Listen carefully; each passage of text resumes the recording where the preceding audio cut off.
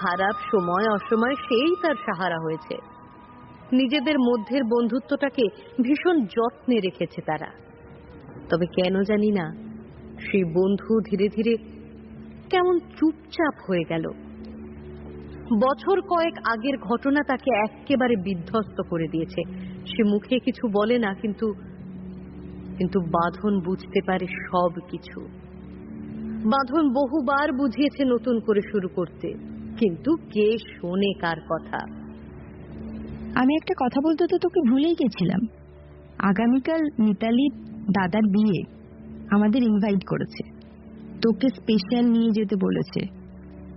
বাঁধনের মুখের ওই দুষ্টু হাসিটা দেখে শুভ্রদীপ কি বলবে বুঝতে পারে না। একটা পাগলই হচ্ছিল না, আবার আরেকটা পাগল। মিতালি তোর থেকেও বড় পাগল। বাঁধন তার কানটা চেপে ধরে। কি বললি? আমি পাগল? আচ্ছা ছাড় ছাড়, লাজ তো। আচ্ছা বাবা, সরি, আর বলবো না। আচ্ছা, এই মিতালির বাড়িটা কোথায় যেন? আরে ওই তো পাগলাচণ্ডী। শুভ্রদীপের নামটা বড্ড চেনা লাগে। এর আগেও এই নামটা সে শুনেছে, তবে কোথায় এখন তো মনে পড়ছে না। সে কিছুক্ষণ মাথা নিচু করে ভাবে, হঠাৎ মুখ তুলে বলে, আজ এই মেয়েটার সাথে ট্রেনে পরিচয় হয়েছিল, যার কথা বললাম আর কি। ওর একটা নুপুর আমার কাছে রয়েছে। ও পাগলাচণ্ডীতেই নেমেছিল। আমি যতদূর জানি পাগলাচণ্ডী খুব একটা বড় এলাকা নয়। ভালোই হলো, ওখানে গিয়ে ওর খোঁজ করে নুপুরটা ফিরিয়ে দেব। আচ্ছা, মিতালিকে বলবো আমাদের হেল্প করতে।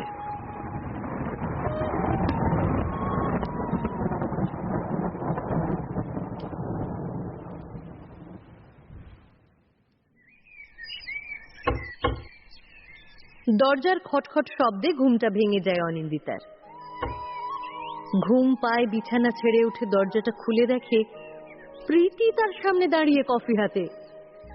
বন্ধুকে এরকম হঠাৎ দেখে চমকে যায় অনিন্দিতা। কয়েক মুহূর্ত পর হুঁশ ফিরলে আনন্দে বন্ধুকে জড়িয়ে ধরে সে। আমায় তো তুই একবারও বললি না তুই আজ আসবি। আমি খুব খুব খুশি রে, তোর মতো বন্ধু পেয়ে আমি ধন্য। লাভ ইউ ইয়ার। আলিঙ্গন পর্ব মিটিয়ে কফির কাপে চুমুক দিতে দিতে প্রীতি বলল, গতকাল তোর বাবা মা আমার বাড়ি এসেছিল। দেখ, দোষটা যেমন ওদের তেমন তোরও।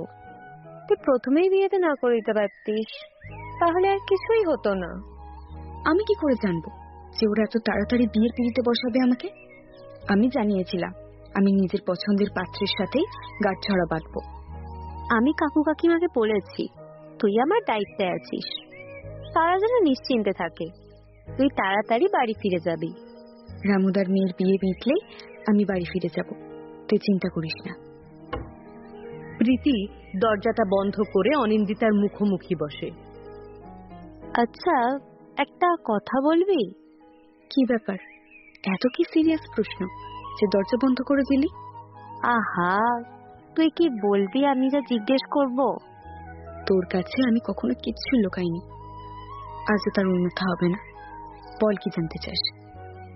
আচ্ছা, তুই যে ছেলেটার জন্য বাড়ি ছাড়লি, কে সে? কোথায় থাকে?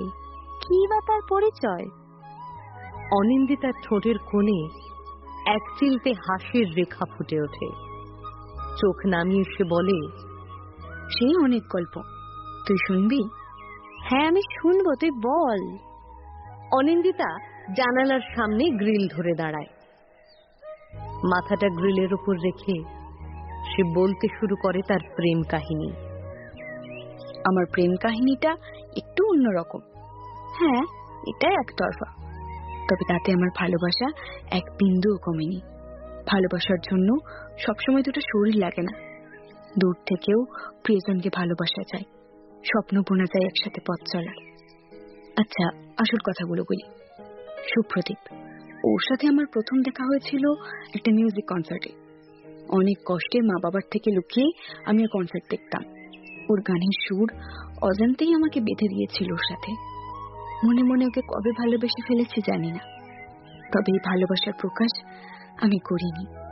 কখনো সেই সুযোগটাই আসেনি। এখন সেই সুযোগ পেয়েছি। আমি জানি আমার নুপুর ওকে টেনে আনবে আমার কাছে। সেদিনই আমি নিজে ভালোবাসার প্রকাশ করবো ওর কাছে। এক শ্রাবণের বৃষ্টি ভেজা দিনেই বৃষ্টিকে সাক্ষী রেখে হবে আমাদের প্রেমের সূচনা। প্রীতি অপলক চোখে দেখছে তাকে। এই অনিন্দিতা তার কাছে নতুন। প্রীতির দৃষ্টিতে তার এই রূপ ভিন্ন। প্রীতি তখনও অপলক চোখে এক স্থানে বসে অনিন্দিতার কথাগুলো শুনে চলে। আজ এই শ্রাবণে তুমি হীনা, বন্দি দশায় মূর্ছিত হৃদয়, প্রহর রূপে সহস্র বছর, চোখের মুড়িতে বদ্ধ সময়, চাওয়া পাওয়া কেবলই শব্দ, অনুভূতিগুলো চাপা পড়ে যায়, কলম উঠতে চাই তবুও নতুন এক গল্পের আশায়। প্রীতি থ হয়ে বসে শুনতে থাকে অনিন্দিতার কবিতা। ও জানে ওর বান্ধবীর লেখার হাত ভালো, কিন্তু এত ভালো কবিতা যে সে লিখবে এটা প্রীতি ভাবতে পারেনি। অনিন্দিতা প্রীতির দুই কাঁধ ধরে ঝাঁকুনি দেয়। সম্বিত ফেরে তার। এই পাগলি, কে রে, কোথায় হারিয়ে গেলি? হ্যাঁ হ্যাঁ বল, শুনছি তো। তারপর তারপর কি হলো? চ, রামুদা ব্রেকফাস্ট নিয়ে অপেক্ষা করছে আমাদের জন্য। ফুলকো ফুলকো লুচি আর ঘুগনি করেছে। চ, আগে খেয়ে নি। রামুদার মেয়ে মিঠুর সাথে আমার কথা হয়ে গেছে। ওকে বলেছি আমাদের দুজনকে গ্রামটা আজ ঘুরে দেখাতে হবে। চল তাড়াতাড়ি, খেয়ে বেরোবো। আচ্ছা চ, আমারও লুচির নাম শুনে খিদেটা বেড়ে গেল। রামু প্রীতি এবং অনিন্দিতাকে আসতে দেখে তড়িঘড়ি ওদের খাবারটা প্লেটে বেড়ে দেয়। এই নাও, এইবার খেয়ে বলো দেখি কেমন হয়েছে। এই রান্নাগুলো কিন্তু সব আমার ওই মেয়েই করেছে। গরম গরম ফুলকো লুচি দেখে আর নিজেদের আটকাতে পারে না তারা। কবজি ডুবিয়ে চেটে পুটে খায়। তবে আয়োজন যে শুধু লুচি ঘুগনিতে সীমাবদ্ধ তা কিন্তু মোটেই নয়। এর সাথে ছিল আরো 5 রকমের মিষ্টি, পায়েস, ক্ষীর ইত্যাদি অনেক কিছু।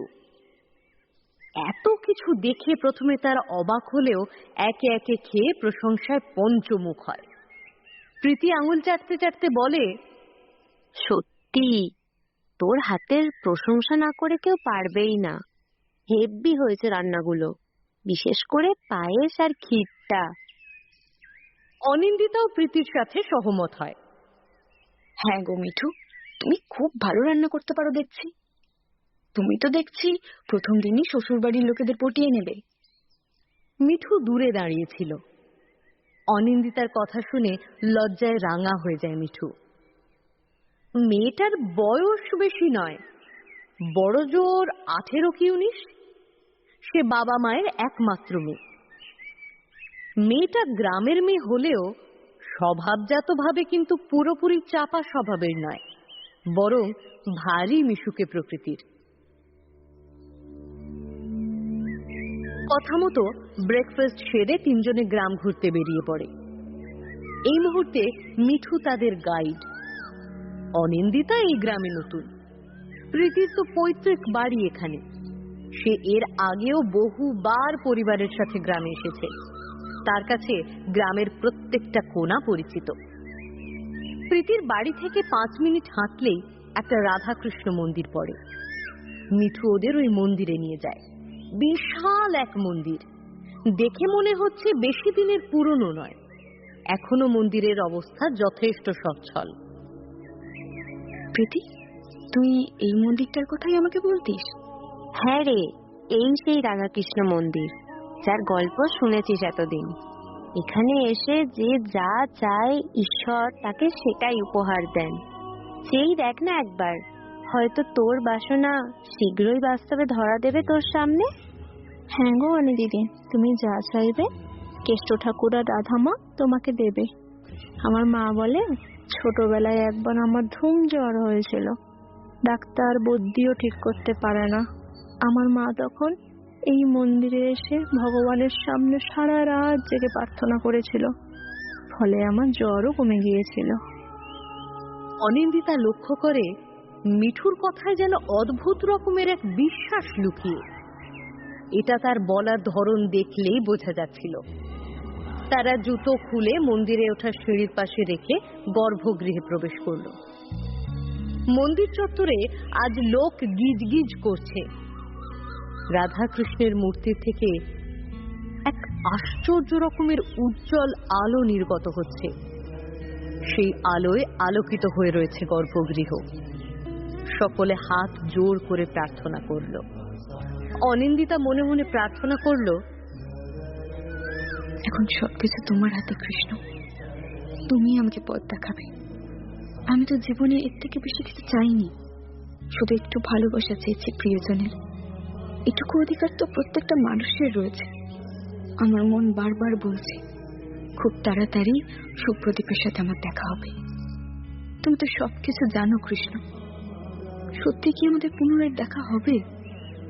অনিন্দিতা এবার ধীরে ধীরে চোখ খোলে। সে দেখল কৃষ্ণের মাথায় থাকা ফুলটা খসে পড়ল তার হাতে। বড় বড় চোখে অনিন্দিতা সেটার দিকেই তাকিয়ে। অন্যদিকে কৃষ্ণের হাসিটাও যেন কোনো ইতিবাচক ইঙ্গিত প্রকাশ করছে। অনিন্দিতার চোখে আশার আলো চকচক করে উঠল। মন্দিরের পূজারী এসে ভক্তবৃন্দদের হাতে হাতে প্রসাদ দিলেন। পূজারী অনিন্দিতাকে প্রসাদ দেওয়ার সময় স্থির চোখে তার মুখের দিকে চেয়ে কি যেন পড়ে চলেছিলেন। অনিন্দিতার একটু অস্বস্তি বোধ হলো। সে পূজারীকে জিজ্ঞেস করল, ঠাকুর মশাই, আপনি কি কিছু বলতে চান? পূজারী ম্লান হেসে বললেন, তুমি সাক্ষাৎ লক্ষ্মী প্রতিমা। কেন তোমার মনে এই বিষণ্ণতার ছায়া মা? এই বিষণ্ণতা বহুদিনের ঠাকুর মশাই। আমার মন ব্যাকুল হয়ে আছে কোন এক বিশেষ কারণে।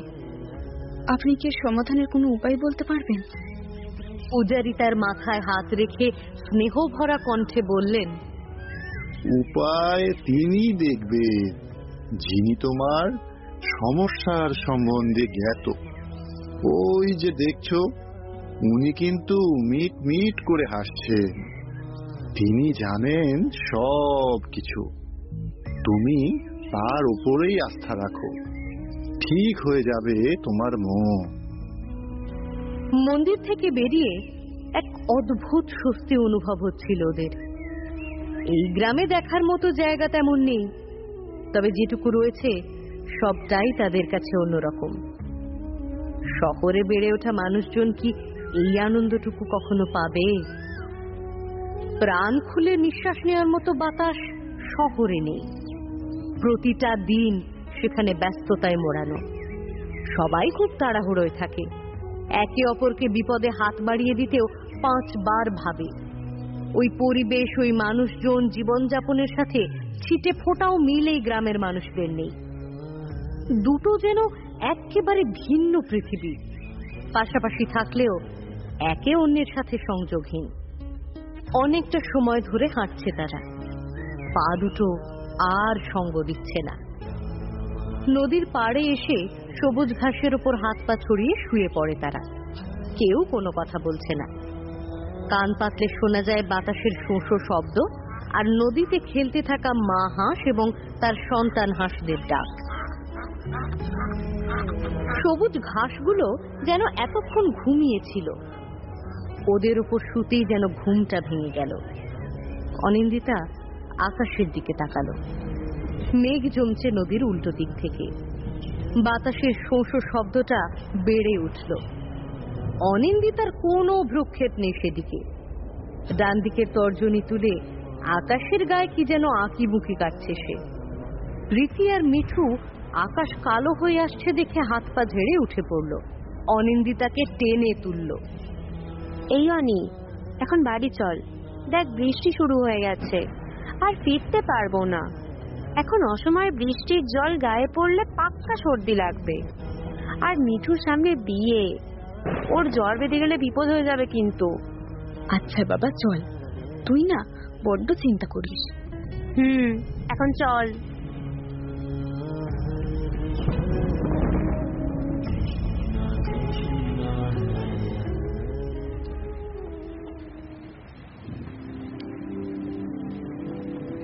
Hello young man, hello hello, কেমন আছো তুমি? এতদিন পর দেখা, তুমি অনেক বদলে গেছো। সুজন বাবু শুভ্রদীপের উদ্দেশ্যে বললেন কথাটা। আমি বদলাইনি আঙ্কেল, আমি সেই পুরনো আমিটাই আছি। এখন সময়, পরিস্থিতি, মানুষজন সবাই বদলে গেছে। তা কি করছো আজকাল? তেমন কিছু নয়, বাবার বিজনেসটা মাঝে মধ্যে দেখি, আর সেটা ছাড়া শখের গিটার বাজাই, মাঝে মধ্যে কনসার্ট করি। দেখো শুভ্রদীপ, তোমার শুভাকাঙ্ক্ষী হিসেবে একটা পরামর্শ আমি তোমাকে দেব। আমি জানি না তুমি কি চাইছো, কি ভাবছো, কিন্তু এবার আমার মনে হয় তোমার নিজের জীবনটাকে বদলানোর প্রয়োজন। আরেকটা সুযোগ তুমি কি নিজেকে দিতে চাও না? শুভ্রদীপ তাচ্ছিল্য ভরা হাসি হাসল। আমি ভালো আছি আঙ্কেল, জানি না আপনাদের সবার কেন একটাই পরামর্শ আমাকে, নতুন করে শুরু করো, নতুন করে শুরু করো। আমার তো কিছু বদলানোর নেই এই জীবনে। ঈশ্বর নামের ওই যে সত্তা নাকি উপরে বসে আছেন, তিনি হয়তো বদলাতে চাইছেন সবকিছু, ঠিক যেমন আমার জীবনে। বাঁধন শুভ্রদীপকে থামিয়ে দেয়। আহ বাবা, এসব কথা এখন থাক। শুভ্র, তুই চল, তোর সাথে কিছু কথা আছে। বাঁধন তাকে নিজের ঘরে নিয়ে যায়। সরি ভাই, বাবার কথা কিছু মনে করিস না, বাবা ভালোর জন্যই এসব বলছে। আরে ধুর পাগলি, আমি কিছু মনে করিনি। আঙ্কেল আমার গুরুজন, তিনি আমাকে জাস্ট পজিটিভ দিকটা দেখিয়েছেন, এতে ওনার কোনো ভুল নেই। ওই শোন না, তুই আমাকে একটা গান শোনা না রে। মনে আছে কলেজ ক্যাম্পাসে আমাদের একটা গানের আসর বসতো? তুই কত সুন্দর গান করতিস গিটার বাজিয়ে। এখন তো সেইগুলো স্মৃতি। তবে তোকে যখন পেয়েছি, গান শুনবো না তা তো হতে পারে না। শুভ্রদীপ নিজের গিটারটা নিয়ে আসে। এরকম একটা ওয়েদারে গান বাজনা হলে মন্দ হবে না। বাইরে তখন ফোঁটায় ফোঁটায় বৃষ্টি শুরু হয়েছে। জানালাগুলো বন্ধ করে দেয় বাঁধন। তারপরে সে একটা চেয়ারে বসে। শুভ্রদীপ গিটার হাতে অন্য একটা চেয়ারে বসে। কি গান শুনবি? আজ তোর পছন্দের গান গাইবো। বাঁধন একটু ভেবে উত্তর দিল, এমন একটা বৃষ্টিমুখর দিনে একটা রোমান্টিক গান ধরতো, যা মনকে একেবারে শান্ত করে দেয়। তথাস্তু ম্যাডাম। শুরু কর দেখি। শুভ্রদীপ গিটারে সুর তুলে গেয়ে উঠল। আকাশের ওই নীলাভ, এত খুশি কাকে আর বিলাব, আজ তুমি আমি একই সুরে মিলাব। পাখি ভ্রমরের ভাষাতে ভরে গেছি শুধু আলো আশাতে, আজ মন জানে যেন ভালোবাসাতে। কাছে থাকো কথা রাখো নয় ভোলো লাজ, আমার স্বপ্ন যে সত্যি হলো, আমার স্বপ্ন যে সত্যি হলো। উফ, লাভলি, জাস্ট অসাধারণ হচ্ছে। মনটা ভরে গেল। থ্যাঙ্কস রে। কথার উত্তরে মুচকি হাসে শুভ্রদীপ। এমন সময় হঠাৎ তার ফোনটা জানান দেয় কেউ তার খোঁজ করছে। ফোন রিসিভ করে শুভ্রদীপ বলল, হ্যালো, শুভ্রদীপ বলছি, কে বলছেন? ফোনের অপর প্রান্ত থেকে একটা চেনা কণ্ঠস্বর তার কানে ভেসে আসে। হ্যালো খোকা, আমি তোর বাবা বলছি রে। শুভ্রদীপ নম্বরটা দেখল। বাবা, এটা তো তোমার নাম্বার নয়। তাহলে? না রে, আগের সিমটা জানি না কেন কাজ করছে না, নতুন একটা সিম নিলাম, তুই সেভ করে নিস নম্বরটা। হ্যাঁ রে, তুই আছিস কোথায় এখন? বাবা মাকে তো কিছু বলার প্রয়োজন বোধটুকুও করিস না। তুই জানিস আমাদের উপর দিয়ে কি যায়। তুই বাড়ি ফিরে আয় তাড়াতাড়ি। তোর জন্য তোর মা চিন্তায় চিন্তায় অসুস্থ হয়ে যাচ্ছে। তোমাদের এত চিন্তা করতে হবে না। আমি বাঁধনদের বাড়িতে এসেছি, কয়েকদিন পর ফিরে যাব। তুই যে সেই ছেলে আমরা এখন চিনতে পারি না। তুই এতটা বদলে গেলি। বাবা, আমি এখন রাখছি। তোমাদের সব কথা আমি বাড়ি ফিরে শুনবো। এক রাশ বিরক্তি নিয়ে ফোনটা কেটে দেয় শুভ্র। বাবা মার সেই এক কাঁদুনি শুনতে তার আর ভালো লাগে না। ওরা এটা বুঝতেই চায় না যে এসব কথা তার বিন্দু মাত্র শুনতে ভালো লাগে না। কি বললো কাকু? বাদে তো ওদের কথা। ওই একই কাসুন্দি ঘাঁটতে আমার এখন আর ভালো লাগছে না। কথাটা বলে গিটারটা একরকম ছুঁড়ে ফেলে দেয় সে বিছানায়। পকেট থেকে সিগারেট বের করে ঠোঁটের মাঝে রেখে তাতে অগ্নিসংযোগ করে। জানালার পাশে গিয়ে হেলান দিয়ে দাঁড়ায় শুভ্রদীপ। খোলা জানালা দিয়ে প্রবেশ করা দুরন্ত জোলো বাতাস ছুঁয়ে যায় তার চোখ মুখ। শিরশির করে ওঠে শরীরটা। শীতলতা খেলা করে তার মধ্যে। একবার সিগারেট টেনে ধোঁয়া ছাড়তেই কুণ্ডলী আকারে ধোঁয়া তার নাক মুখ থেকে নির্গত হয়, মিশে যায় বাতাসে। বাঁধন তার পাশে গিয়ে কাঁধে হাত রাখে, শান্ত কণ্ঠে জিজ্ঞেস করে, কি হলো তোর? এভাবে উঠে এলি যে? কোনো উত্তর দেয় না শুভ্র। বাঁধন তাকে নিজের দিকে ফেরায়। তুই আমার বন্ধু, কলেজ জীবন থেকে তোকে আমি চিনি। তোর কোনো গোপন কথা নেই যেটা আমার জানা নেই। তবে এখনকার তুই আমার কাছে অচেনা। দেখ, তোর ভালো চাই। আমি চাই তোর জীবনটা উজ্জ্বল হয়ে উঠুক। কিন্তু তুই তো আধারকে আপন করে নিয়েছিস। তবে হ্যাঁ, একটা কথা বলছি তোকে, তুই যে কারণে এমন করছিস না কেন, এটা মনে রাখবি, মেঘ কেটে গেলে সূর্য আবার নিজের আলো ছড়ায়। সে তোর মতো মেঘকে আপন করে নেয় না।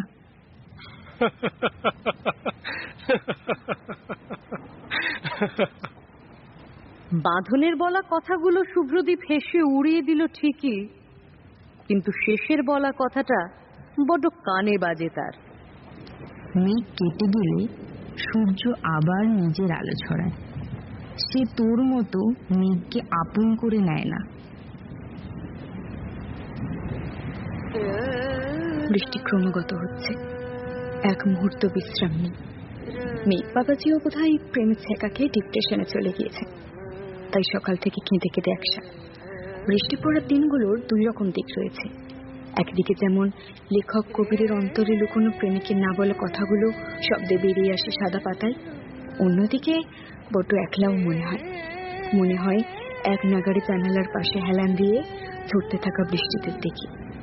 কারোর কাছে প্রেমের বর্ষণ, আবার কারোর কাছে খিচুড়ি আর ইলিশ মাছ ভাজা দিয়ে দুপুরের ভোজ। যাকে আজ অন্য একদিন, নতুন দিন, নতুন মুহূর্ত, নতুন বাঁচার আশা। সর্বোপরি মৃত্যুকে আলিঙ্গন করার দিকে আরো এক পা অগ্রসর হওয়া। যাই হোক, তবে আজ যে শান্তিটুকু পাওয়া গেল গ্রামে ঘুরে, তা হয়তো সবকিছুর ঊর্ধ্বে। মিঠু আজ আমাকে আর প্রীতিকে পুরো গ্রামটা ঘুরে দেখালো। বড্ড মিষ্টি একটা মিশে, ঠিক তার মতোই প্রাণবন্ত এই গ্রামটাও। এখানকার মানুষজন, গাছপালা, নদী, ক্ষেত যেন বহু দিনের পরিচিত আমাদের। তারা দুহাত বাড়িয়ে স্বাগতম করছে আমাদের। সাথে রয়েছে গ্রামের রাধা কৃষ্ণের মন্দির। অসম্ভব শান্তি সেখানে। কখন যে কৃষ্ণের হাসিতে জড়িয়ে পড়েছিলাম বুঝতেই পারিনি। সময়টা ঠিক নদীর স্রোতের মতোই বয়ে যায়। কলমটা থেমে গেল, যেন সে বুঝতে পেরেছে আজকের মতো এটুকুই অনেক। অনিন্দিতা কলমটা ডায়েরির মাঝে রেখে সেটা বন্ধ করে ব্যাগে ঢুকিয়ে দিল। ঘড়িতে দেখলো দুপুর 2:30 বাজে। নিচে গেল সে, খিদে পেয়েছে তার। তাকে দেখে মিঠু বলল, অনি দিদি, তুমি এসে গেছো?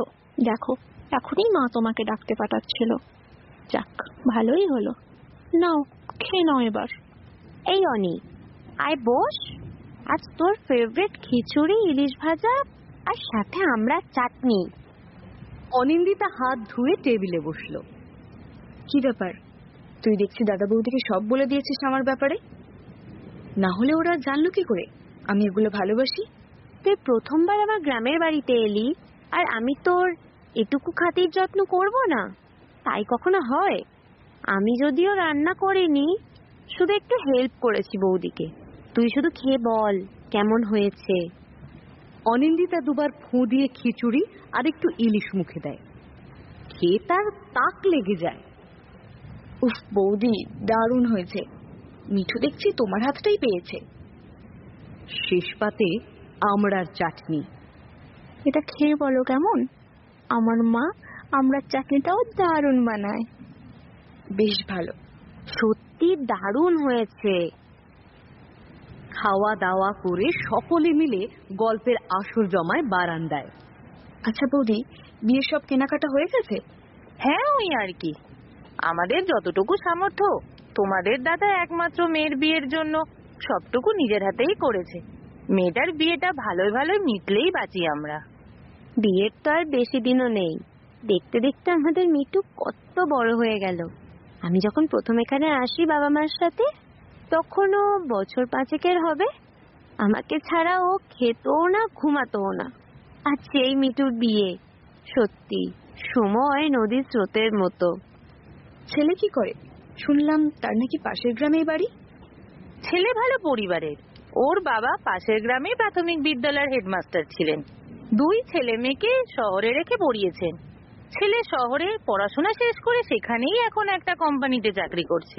ছেলে হিসাবে খারাপ নয়, গ্রামে বেশ নামডাকি আছে। 5টা লোকের সাথে কথাবার্তা বলেই